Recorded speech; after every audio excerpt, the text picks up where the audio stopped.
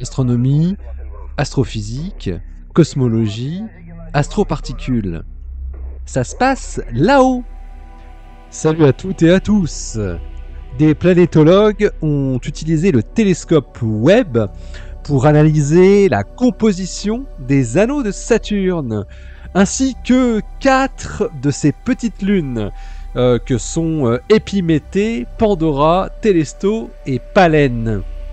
Les spectres dans le proche infrarouge obtenus avec NIRSPEC et MIRI révèlent une composition quasi pure en glace d'eau cristalline. Ils publient leur étude dans Journal of Geophysical Research Planets.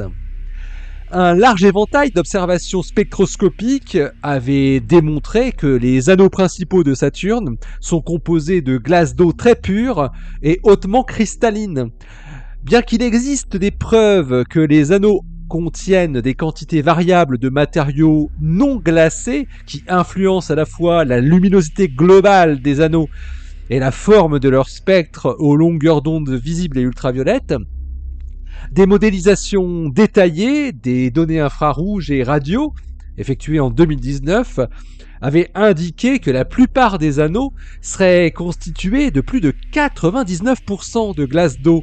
C'était des études de Charniello et collaborateurs en 2019, donc, et Zhang et al. Aussi la même année.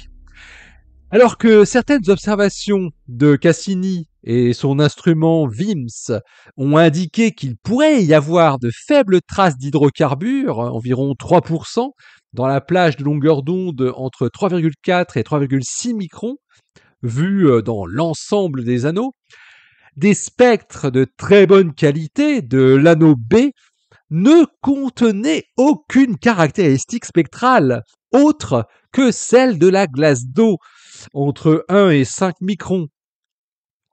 Mais par contre, elle présentait une baisse de luminosité de 2 à 3% autour de 4,13 microns, ce qui pourrait être dû à de la glace d'eau deutérée, donc avec un atome de deutérium qui remplace un atome d'hydrogène, donc HDO. Bon, alors c'est toujours de l'eau, ouais, mais un peu plus lourde.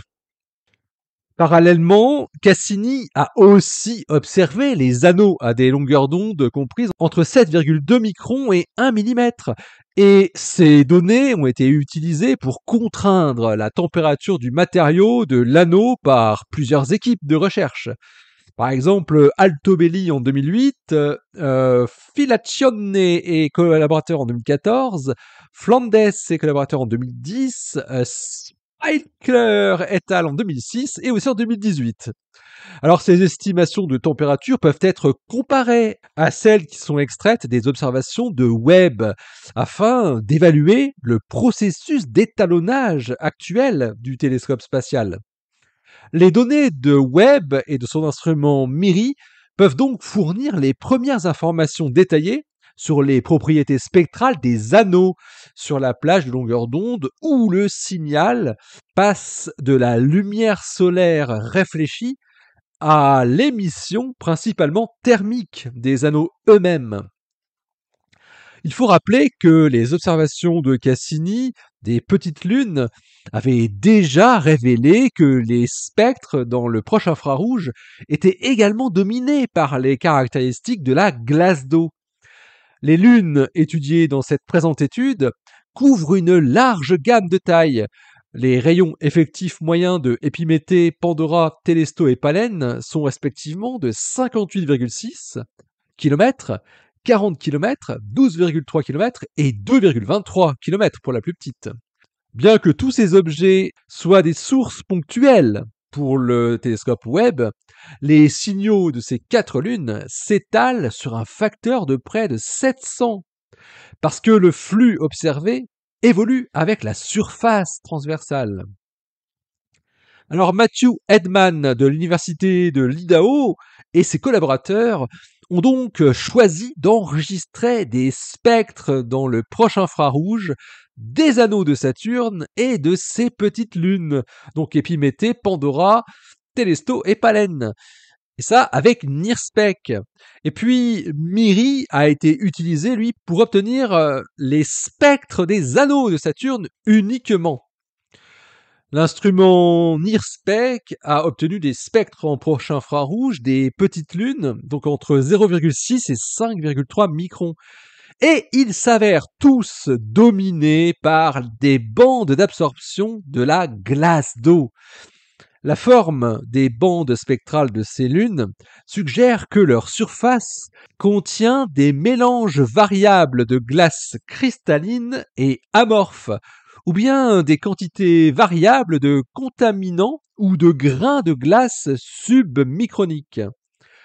Dans l'ensemble, Télésto semble avoir un spectre plus cristallin qu'Épiméthée. Le spectre en proche infrarouge de Pallène est également dominé par des éléments de glace d'eau, et ces bandes de glace d'eau sont similaires à celles précédemment observées sur la Lune voisine et comparablement petite qui s'appelle Méthone.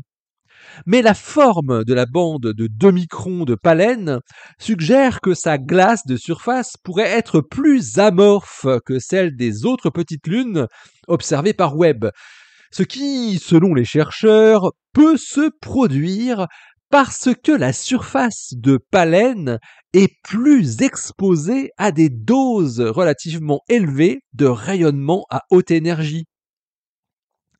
Les chercheurs montrent que le spectre en proche infrarouge de l'anneau A de Saturne présente un rapport signal sur bruit exceptionnellement élevé, entre 2,7 et 5 microns, et qu'il est dominé par des caractéristiques dues à de la glace d'eau hautement cristalline.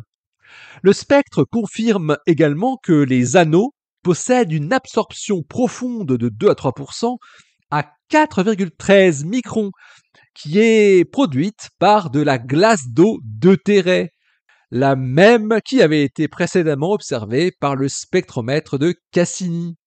Cela conforte les travaux antérieurs qui suggéraient que les anneaux ont un rapport deutérium sur hydrogène qui est proche des valeurs terrestres. Une étude de 2019 par Clark et collaborateurs.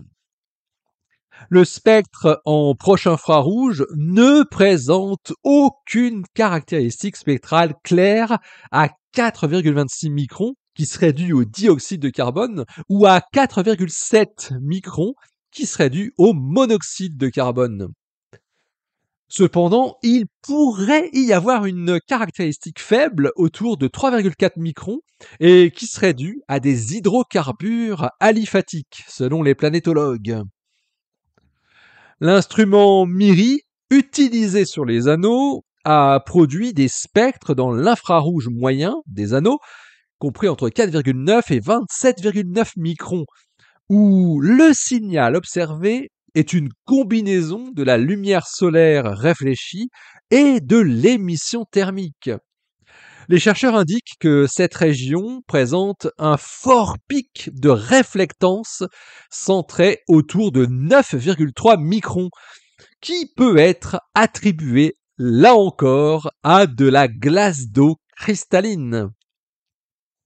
Les observations des anneaux en infrarouge moyen montrent une nette inversion du contraste, les anneaux A et B étant plus brillants que la division de Cassini et l'anneau C, aux longueurs d'onde plus courtes, en raison de leur réflectance plus élevée, tandis que la division de Cassini et l'anneau C sont plus brillants aux longueurs d'onde plus grandes, en raison de leur température plus élevée.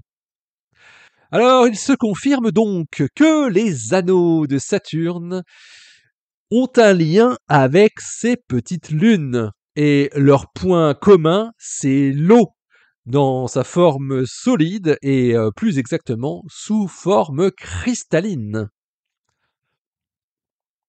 L'article de Matthew Edman et ses collaborateurs est paru dans Journal of Geophysical Research Planets, en date du 9 mars 2024. Il s'intitule Des spectres dominés par la glace d'eau des anneaux de Saturne et de ses petites lunes à partir du télescope Webb, bien sûr.